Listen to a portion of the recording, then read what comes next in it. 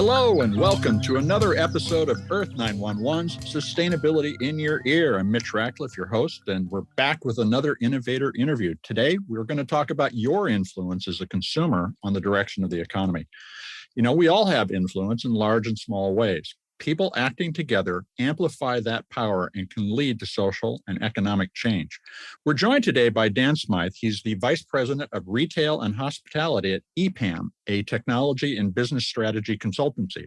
EPAM recently released the second in a series of consumer surveys, Consumers Unmasked, which examined changing spending habits and behaviors during the pandemic.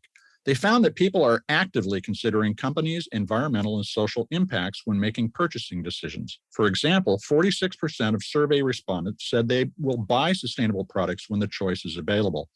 Respondents also showed growing sophistication about corporate sustainability and social performance. 14% factor social responsibility performance into buying decisions, and 13% consider whether products and raw materials are sourced sustainably. Now, those are low levels, yes, but the figures increased by almost 90% in just 1 year. So people are paying more attention to these issues all the time. The honesty and transparency of companies is now one of the most important features for shoppers. All of this points to a sea change in the priorities of companies that want to keep their customers in the climate crisis era. After reading the report, we wanted to discuss how consumers can exercise their influence and learn more about what people care about 2 years into the pandemic. You can learn more about EPAM at www.epam.com. That's EPAM. Welcome to the show, Dan. How are you today? I'm good. Thanks very much for having me, Mitch. Well, thanks for joining us. And I wanted to start off what I thought was a surprising and pretty encouraging finding in the research, and that is that people are optimistic. Despite all the disruption of the past 2 years, they express hope. What does that suggest about our ability to make further changes for the better? Well, you know, it's funny. Before I get into that, I want to share a little bit about how we determined that people were feeling hopeful and optimistic. We used a tool called Blob Tree that asked consumers to look at a bunch of figures on a tree and pick the one that most reflected how they feel. And from those responses, we were able to infer their sentiment, right? Right. So that's how we learned that there's this optimism and hope. But I want to point out it wasn't just that. It was mixed with a certain amount of apprehension. And so to answer your question, I think what it means for retailers and brands is it's really important to provide assurances, right? When consumers are apprehensive, they're hopeful but apprehensive, right? So 79% of consumers said they felt comfortable shopping in a mall. 78% felt comfortable eating in a restaurant. 76% felt comfortable returning to the workplace. That's still, 20 to 25% of people who are uncomfortable, right? And that could change if there's another new variant of COVID, for example, right? So if we think about the kind of roller coaster we've been on between, everybody getting vaccinated and we started getting unmasked, and then Delta came along and the masks came back on, at least in the United States, and then everybody started getting back to normal, and then Omicron came on. So there's still this apprehension. I think what we need to do is we can't control whether there's another variant, but what we can control are things like hygiene practices, like in restaurants, making sure servers are wearing masks, right? Doing things that make people feel comfortable doing those things they may be apprehensive about, right? Making sure that the number of people inside a restaurant doesn't exceed a certain amount so you don't feel too crowded, right? Keeping good ventilation. So all those things that make people feel apprehensive that are within our control, we should control. And that's really, what I think is important. And we've seen that in the travel industry with airlines and hotels, changing their sanitation practices and that sort of thing. We saw it with grocery stores often offering curbside pickup, drive up and go type services. So I think we'll continue to see that. And I think that's important as people sort of get out of this apprehensiveness and, let's hope we have a chance to before something else comes along. Exactly. Couldn't agree more. But assurances is an important word here to understand, and that means sharing information and changing behaviors. For instance, putting masks on the servers in a restaurant. But for instance, if I'm shopping and thinking about buying something and its impact on the planet, I need more information today. It's clear from your findings. Absolutely. Where does sustainability rank in the consideration hierarchy amongst consumers? And does it differ in the EU and the US? Because you've surveyed both regions. That's right. It does. So sustainability was one of 8 themes that emerged from the study. So it's definitely one of the top 8 criteria, right? It does vary by category. So food, for example, we asked about 10 different factors that consumers value when buying food. And across the board, sustainable sources rank number 7 out of 10 across geographies, right? So it's not in the top 5, but it is in the top 10. However, if we look at respondents in Europe, it was in the top 5, ranked number 5, whereas in the US it ranked number 8. So we do see a little higher emphasis in Europe. And we've seen, that didn't surprise me. I think Europe is a little bit ahead of the curve on sustainability in general. With fashion, another category, we asked about sustainable supply chains, right? And that ranked 4 out of 5 attributes that we asked about. And that was fairly consistent across geographies, though a bit higher in the UK, where it was about 24% in the UK, closer to 21% in the US and other parts of Europe. So that was interesting to see those differences across categories. Well, and the report says explicitly the direction of consumer sentiment is unmistakable. That's a quote. With regard to environmental and social responsibility, I was intrigued by the fact that you found that 39% of respondents are considering buying used items in the next year in order specifically to reduce their impact. Does that reflect a changing set of values in the consumer's desire for stuff in the broadest sense? Are they now really considering seriously buying more used items rather than buying new, which comes with a heavier carbon footprint? Yeah, I do think consumer sentiment is starting to change. And that's why we're seeing more retailers and brands offering these types of sustainable options. Mm-hmm. I do think that it's not one size fits all, though. I think that some consumers are a lot more concerned, whereas others are less so. And you see that with different brands adjusting their strategies according to what their target consumer really cares about. I don't think it's going to be a dramatic, radical realignment. I think it's gonna be a little bit more gradual. But like you said in the beginning, we saw over almost 90% increase in the number of people who really care about this and the importance of it. And so I think if that trend continues, we'll see some gradual but meaningful changes over the next few years. Well, and let's talk about assurances and that transparency that we were discussing earlier, which your advice to retailers is, and again, a quote, ensure that company policies, safety measures, and communications align and deliver the honesty and transparency that consumers seek. What does that transparency need to look like? And let's take just one sector, and that is in e-commerce and shopping for items. How should a retailer start to address that sustainability-minded consumer with information to make them feel comfortable with make a purchase decision? Well, I think it's really I think it needs to be akin to if you think about restaurants. In some states, restaurants are required to disclose the calorie count on the menu.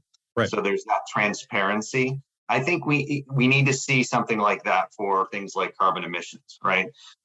So that there's a very easy to read and interpret piece of information so consumers can make informed choices between products or between providers, right? I think that an example of this would be that wasn't required by law would be Whole Foods Market, where you have the animal welfare rating at the meat counter. So you can choose whether you want to buy the beef from this provider or that provider based on their animal welfare. And it's very easy to read. It's a numerical system, right? It's like reading the calorie counter, comparing price on an e-commerce site, the example you gave. I think that's probably the most valuable method of transparency that retailers can offer. It's something that makes it more comparable.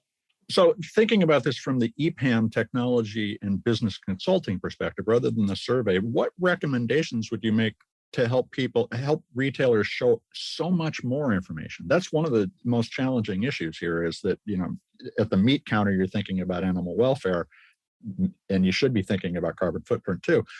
But as you move through the store, there's such a range of different factors to consider, all of which are relevant. What do we do about communicating this information in a meaningful and useful way? Have you guys begun to address that in some of your work with clients? Yeah, I can't point to specific examples, but one of the things that I'd like to see more of is that kind of transparency on, for example, e-commerce sites where you can compare pricing, you can compare other attributes like on a menu where you can compare calorie counts, or at the meat counter where you can compare the animal welfare rating. I think that we should see more e-commerce sites showing within the product information things like the carbon footprint measured in some apples to apples way, like greenhouse gas emissions, some comparable unit of measure. Right. I think that, or the way nutritional labels appear on consumer packaged food. Right. You can compare the calorie counts as well as the protein, the fat, the carbohydrates, et cetera. Right. Sodium content. Right. I think we should have, a little chart. I don't think it needs to be complicated, but I think that there should be easy to read and easy to compare information. Not only on product packaging, but also on e-commerce sites so that consumers have that information. I think having the apples to apples sort of standard, if we get to a standard that everyone uses. That's the key. Yeah. I think and right now, because we live in an environment where different consultants have different methodologies, and so therefore your footprint doesn't read the same as somebody else's, so they're not directly comparable. It is confusing, and simplifying this is clearly one of the things that will galvanize the sustainability oriented shopper. Absolutely. And I think it would cut through the greenwashing, right? You have companies touting, we do this and that. Well, it sounds great, but is that on all your product, or is it on 3% of your product and you're just doing it to get good PR, right? So by having that standard, I think it really cuts through a lot of the, the what's the hype versus reality. Do you see any evidence of that standard emerging, or do you see at this point simply a lot of people rushing in that general direction with all the variability in how they measure or express that information? I think it's very slow, right? I've seen it in travel, where on certain travel portals, you can choose, when you're choosing different flights, you can see the estimated carbon emissions of the different itineraries, right? So I could see something like that emerging in other areas, but I have yet to see one single standard for, apparel, for example. Well, and I think that's the key to us moving from, it's like the adoption of digital technology. We talk about younger people as digital natives, but that's because they grew up in an environment where all that information was available, and we knew what a bit and a byte and what a CPU were, right?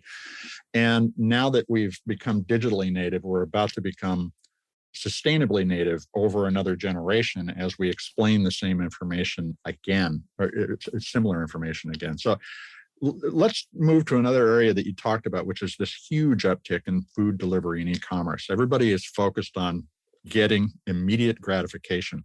Are consumers aware of the link between that immediate gratification and the rising environmental impacts of delivery services? Do you think they're thinking critically about those, or are they rushing to the most convenient option? So while we didn't ask about this explicitly in our study, my intuition and based on my own anecdotal observations, I think most consumers are not aware of it, right?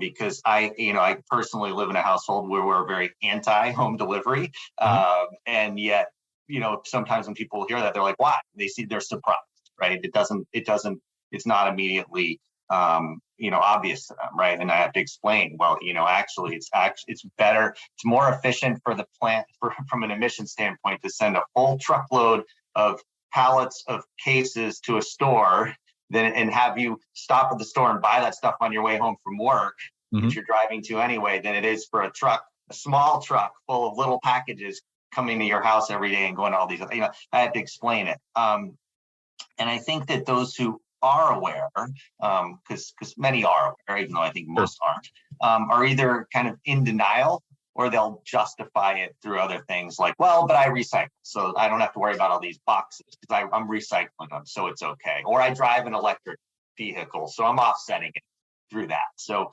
it's okay because I really need my convenience. And so I think, it's okay. That's the impression I have. Anecdotally, I'd like to see more data on that. And I personally am an evangelist for the efficiency. In fact, one exception to my household is one of my daughters who loves DoorDash, and I have to keep reminding her that I have a daughter like that too. Yeah, there's plenty of food in the house. We don't need to be adding to the carbon emissions by having someone drive to a restaurant and then drive to our house with food that you don't really need.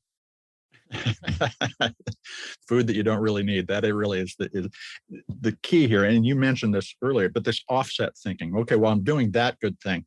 It is. I don't think people currently understand that you are then over impacting in other ways rather than simply offsetting. And so that's a form of internal greenwashing I think a lot of us are doing. And it's going to be interesting to see how consumers think about that. And a good example of that is what you found in fashion. Only 22% of respondents said they would switch brands if they found out the fashion they were buying is not sustainably sourced. So that makes sustainability a second tier issue after price, quality, and convenience. Do fashion brands that fail to start to express their environmental progress risk losing customers? Do you think we've gotten to that point? On the margin, yes, but I don't think it's significant, right? I think on the topic, just backing up a step to the topic of delivery, right? And one of the things I was thinking about is whether or not people would actually pay more, right? If they had the option to have a more efficient, home delivery, like an EV delivery, right? And I thought about that and looking at, I think it's analogous to would people pay more for renewable electricity, right? Sure. And so I found a study from Yale University a few years ago that surveyed that, and it was less than 50% would be willing to pay more, and that's when asked. It's changed though. I've seen very recent data, 2020 and 2021, that show particularly generationally, it declines as you get older. People are very likely as millennials or Gen Z to spend more to get something like an EV delivery, although there's all sorts of implications of that, right? Because if I charge my EV with fossil fuels, it doesn't help. But that kind of transparency needs to be, again, propagated so that everybody can make those informed decisions. Going back to this kind of idea of a tipping point where consumers, 39% say they want to buy used stuff instead of new stuff to reduce their impact. 22% of fashion shoppers will switch if they don't get a sustainable brand. Is it 50% where you just have reached the point where more people rather than fewer are interested in sustainability, that things change? I think right now it's again, not one size fits all, right? You have different customer segments, right? And different brands target different customers and different segments. And if I take an example from, I used to work quite a bit with mass retailers and like Target and Walmart, right? And they would survey customers on a regular basis, and they'd look at differences in responses between their customers, so a Target customer versus a Walmart customer versus other, customers. And what's interesting is one of the questions that's commonly asked is, I prefer to shop or do business with companies that share my values. Right. And a Target shopper, that response was very high. And a Walmart shoppers, that response was very low. So you get different customer segments. And so I think with some brands, you're going to see a bigger impact than others, and you're going to see some stratification of brands that are highly, focused on this, and some that aren't because their customers simply don't care. The tipping point, in my opinion, I'm just guesstimating based on looking at other factors that people care about. It's probably in the 30s. I think actually, so I'm maybe more optimistic than you that it's, below the 50%. I think if you compare it to something, some of the other things we asked about in our survey, we looked at, well, one thing we found is that 35% of consumers in the US will stop buying from a brand that treats staff badly. And now we're seeing brands actually making changes to improve how they treat staff. For example, Walmart paying their store employees more, giving them more education benefits. And, right. And you're seeing even Amazon, giving bonuses to their warehouse workers and promoting what a great job that is, right? And now part of it is because, they're having trouble with retention, but there's also part of it is public image, and they want to make sure that they're perceived as treating their employees well. I think that once, again, that's 35%. I think once we see 30+% of consumers saying they'll switch brands if a company doesn't have sustainable supply chain, then I think we'll start to see more companies investing in their sustainability of the supply chain. So one of the other issues that I wanted to ask you about is you covered this rising tide of subscription-based services, including the idea of products as a service, which means that you would essentially lease your phone or your TV or your computer. And there's actually news this week about Apple considering this. That would allow the company to take responsibility for the products, recycle them at the end of life, and really tell the consumer from beginning to end, we're stewarding these materials and you can count on it. Do you think that's a smart strategy to engage sustainability-minded shoppers, or are they going to say, I'd rather buy and own something? I think it's a smart strategy. Again, we didn't ask specifically about this in our study, but intuition tells me, in my experience working with retailers, it tells me that that companies will probably, they certainly can do this, and I think it's a great strategy. Will they is up in the air. I think that execution versus intent is the important distinction. Yeah, I think from a company standpoint, when there's obvious value to the product, the end of life product, the spent product, then it's a no-brainer. So take ink cartridges, for example, right? Yeah. It's much cheaper to refill an old ink cartridge than it is to manufacture a new ink cartridge. And so you see Staples giving you, a rebate for returning your spent cartridges. You're seeing the Endless Ink subscription service from HP, things like that, right? Those, I think, are no-brainers, and we're going to continue to see that. When there's not obvious value in the spent product, it becomes a lot harder because companies ultimately, they're going to focus on the bottom line, right? So we are seeing more in apparel, companies offering their own resale. For example, you can buy a Patagonia, forms of recycling. I mean, literally, they're retailified forms of recycling. So should companies, and you're right, higher value materials certainly have perceived importance to get back and to reuse, but so much of what we buy could be returned in some way, particularly the packaging, for reuse. Yeah.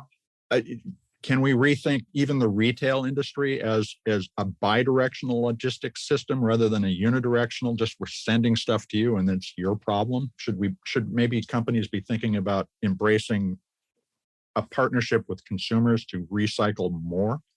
I think so. I mean, you're already seeing it with Apple phones, right? You get value for your phone if you trade it in. I think that unfortunately the infrastructure isn't set up for that two-way. Most retailers struggle with what we call reverse logistics. It's basically sending product back up the supply chain, and a lot of them have to outsource it to a third-party logistics provider. And so it incurs quite a bit of extra cost the way companies are built today, because their logistics systems they're built for one-way travel, right? They're not built for that circular supply chain that you're talking about. But I think there is an opportunity there, and we're seeing more subscription-based services, especially with durable goods like automotive, where instead of buying a car, you actually have a subscription where you just get a car and for a certain period of time, and then maybe you get a different car. And so I think we'll see more companies experimenting with that. It'll be, I think, interesting to see, whether it actually takes off and becomes mainstream. So the last thing I wanted to ask about is, our listeners want to know how to increase their influence with all these brands. And of course, they can't wait to be surveyed randomly to have an impact. What do you suggest? Because you're listening to your clients all the time. How can consumers exercise their influence effectively with the brands that you're familiar with? I'd say vote with your wallet and Okay. encourage your friends and everyone else to do the same. I think that, companies make decisions most of them based on shareholder value. So anything that is going to affect their business is going to drive their decisions. Does that mean that you should just simply not buy something that's not sustainable, or should you communicate it as well? Is there a way to amplify the fact that you didn't use your money? Absolutely. I think that, with social media now, I think there's a lot of ways to communicate and kind of spread the word in a grassroots kind of way. And companies do monitor social media sentiment. So you don't necessarily need to wait to be surveyed to have get their attention. I think that I think seeking out opportunities that may be less obvious to switch to more sustainable solutions, like you mentioned, the subscription model. Well, that already exists in some areas. People just don't use it. For example, milk. Remember the milkman? Yep. I'm old enough to remember that too. So that was a subscription service, and that your milk bottles got washed and refilled, right? You just leave it, and that still exists today, believe it or not. There are local dairies that will deliver your milk in glass bottles. You leave your old bottles, they take them and they leave you. I mean, it sounds crazily modern, doesn't it? Yeah, and yet it's a 150-year-old idea. Exactly. So not only are you supporting a local dairy, but you're also helping the planet by not buying your milk in plastic jugs or wax cartons that are going to be, on the planet forever. And so single use, right? Single use, and yet you may recycle it, but that's not nearly as good as refilling a glass bottle. So you vote with your wallet and be creative and don't support businesses that you don't believe in, whose practices you don't believe in. Find alternatives, even if it means spending a little bit more. I mean, I couldn't say it, vote with your wallet and communicate it. And I think you'll see change happen. Well, Dan, I think that's a great bit of advice, and we'll finish on that. I look forward to talking about the next version of the consumer survey. Thank you very much, Mitch. Appreciate you having me on. Thank you. We've been talking with Dan Smythe. He's the Vice President of Retail and Hospitality at EPAM, which is a technology and business strategy consultancy. You can check out EPAM at www.epam.com and take some time to check out the Consumers Unmasked report. We'll include a link, but you can find it at the EPAM site. Once again, we've heard that sustainability is becoming not a tidal wave, but it is definitely a wave that is passing through the economy, and hopefully will change it permanently. And it's up to each of us to communicate, not just by not spending money on unsustainable products and services, but to spend money on sustainable products and services while telling the companies that are not keeping up with our expectations that they need to do better. We can drive things in the right direction, but it takes time and effort, and maybe sometimes some uncomfortable conversations with managers at stores when you say, look, I'd love to shop here, but you don't do a good job. This is Earth911, Sustainability in Your Ear. We're, of course, going to be back with another innovator interview soon. In the meantime, I hope you'll take a few minutes and share this podcast, along with all the others that we have done, with your friends and family so that they can start thinking about more ideas to create less waste. We can make this happen. Folks, take care of yourself, take care of one another, and let's all take care of this beautiful planet of ours. We'll be back soon. Have a green day.